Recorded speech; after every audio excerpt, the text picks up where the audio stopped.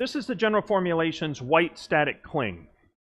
It's a fantastic product. This is certified for HP Latex. I printed this with the 365. This is a fantastic product. It prints beautifully. The General Formulations company is up in Michigan in the Sparta area. Fantastic American manufacturing company. They make a very nice cling. I've been using their white cling for years. I also use their clear cling. The General Formulations products, what I like particularly is the liner is very compatible with latex. You're able to print this at a number of speeds. I believe 12 pass is the certified speed, but you could certainly try to increase that. You're going to increase it, just lower the temperature, or go from 12 to 10 pass and just reduce the ink a little bit. You're still going to get a beautiful print.